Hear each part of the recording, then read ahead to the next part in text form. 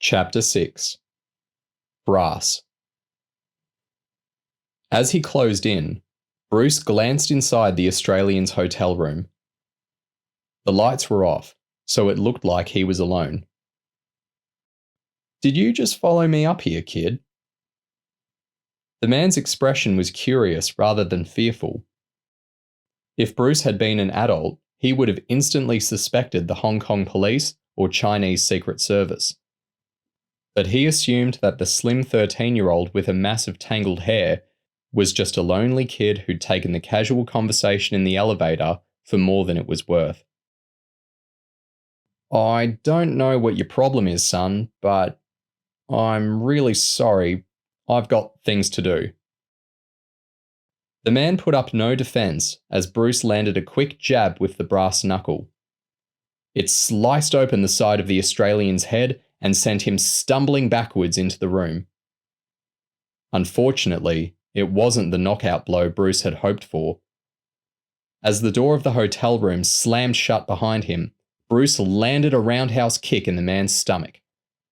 But when he closed in to take another swing with the knuckle duster, the dazed Australian kicked back. Bruce dodged, and the kick only glanced across his ribs, but his opponent was twice his weight, and it sent him slamming against the doors of a wardrobe. The Aussie wiped his mouth on his jacket before facing Bruce off in a serious-looking fighting stance. "So, you know some moves, eh?" he grinned as blood trickled down his head. "What are you, the world's titchiest mugger?" "Something like that," Bruce said, trying to sound more confident than he felt. Now he'd lost the element of surprise. Bruce was worried that he'd be outmatched by a significantly larger opponent who'd clearly done martial arts training.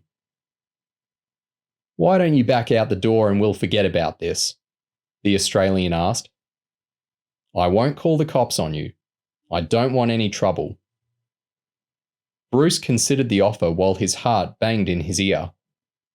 His opponent was huge, fit, and knew how to fight.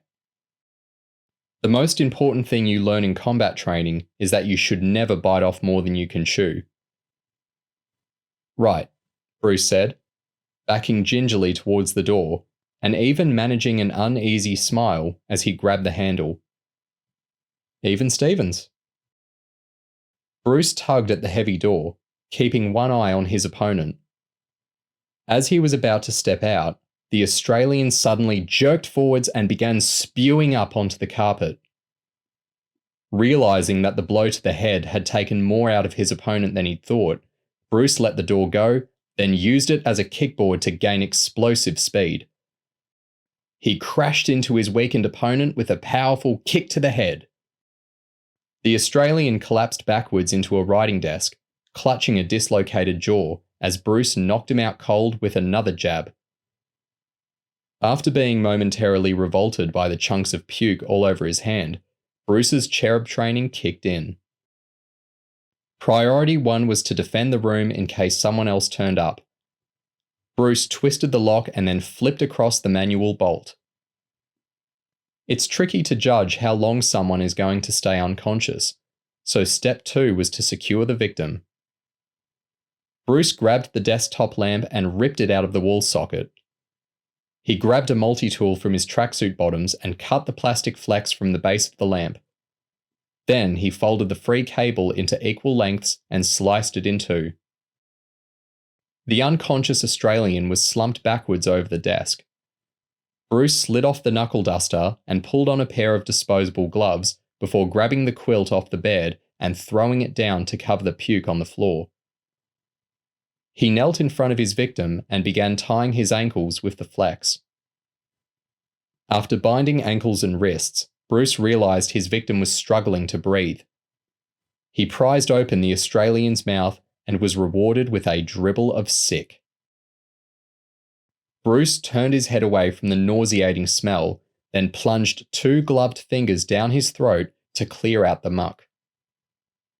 Once Bruce was certain that his victim was breathing properly, he used all his strength to lower the unconscious body to the floor on top of the quilt. Then he adjusted the limbs into the recovery position so that his victim didn't choke while he was unconscious.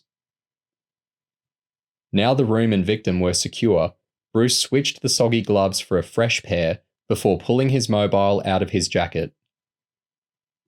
"John, it's me." "Bruce, where are you?" It was only as he stood with his mobile to his face, staring at his giant victim trussed up on the floor, that Bruce got a realistic sense of what he'd just achieved.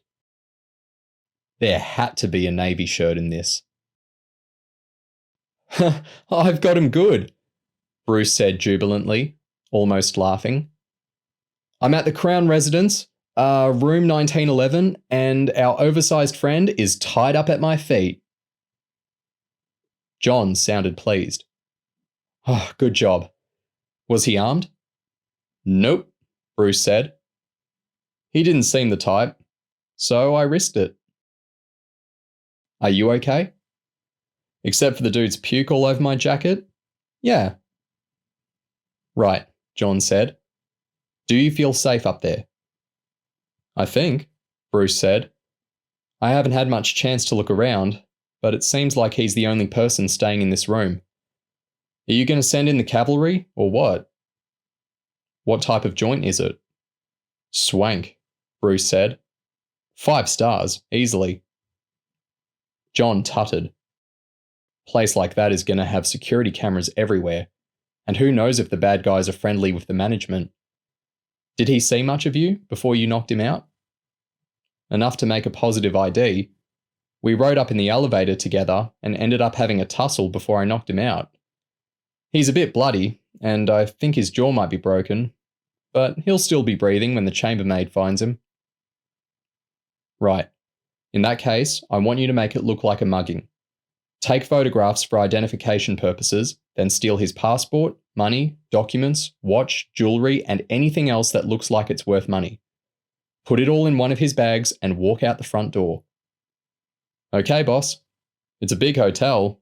There was a line of taxis out front when I came in. Shall I head back in one of those?" "Sounds good," John said. "Don't head directly to the apartment. Ask the driver to take you to the Great Northern Hotel, and I'll meet you in the lobby." "Who's staying there?" "Nobody. But it's not far from where I'm staying. Best to cover our tracks."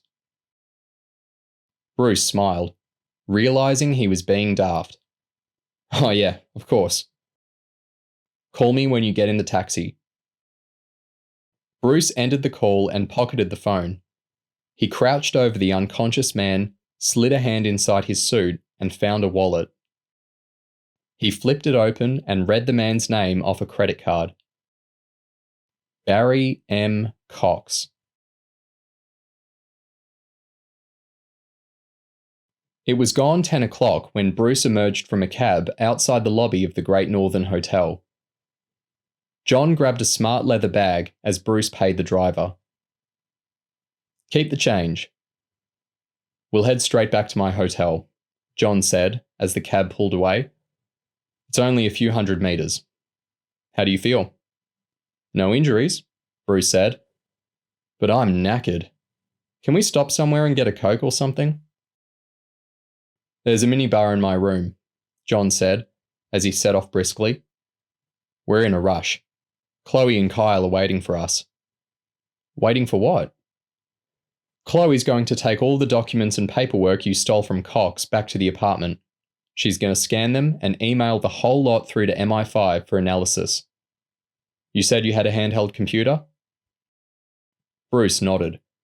"Yeah, quite a flash one. It was in his jacket. I tried getting something out of it while I was in the cab, but it's got a password." "That's no major surprise," John said. "I've got you booked on a BA flight leaving at 1 a.m. Last check-in for business class is at midnight, which gives you 2 hours to get yourself cleaned up, fed, and headed off to the airport. Chloe has brought your passport and a change of clothes over to my hotel room. It's a 13-hour flight. You land in London at 7 a.m. GMT. "Why am I leaving?" Help Earth always uses strong encryption. Any useful data on that PDA is going to take serious computer power to decode, and that means I want that machine at MI5 headquarters in London ASAP. An intelligence officer will meet you at the gate when you get off the plane and take it off you. You'll be taking it because the sooner you're out of here, the better. You've almost certainly been filmed by a security camera entering that hotel and then leaving with Barry Cox's bag. Hong Kong makes a lot of money out of foreign visitors, and the police take crimes against tourists seriously. They'll be on the lookout for a kid fitting your description. That's if it gets reported to the police. Cox might prefer to stay out of their way. The hotel management are bound to call in the cops when they find him trussed up. Whether Cox files a complaint or not is another matter. I cleaned up my fingerprints, and I wore gloves during the search, but someone might still pick up traces of my DNA in that hotel room. We'll deal with it, John said. Hong Kong was a British colony for 150 years, and MI5 still has deep roots around here. Once the heat dies down, we'll make sure any evidence linking you to that hotel robbery goes walkabout. Bruce nodded. Do you think there's any chance I could be picked up at the airport? John shook his head. A hotel mugging isn't going to spark a full security alert. The pair stopped at a crossing and waited for a walk sign. So what are you lot going to be doing while I'm flying back? We're discussing various options, John said. I've given campus all the details we've got so far.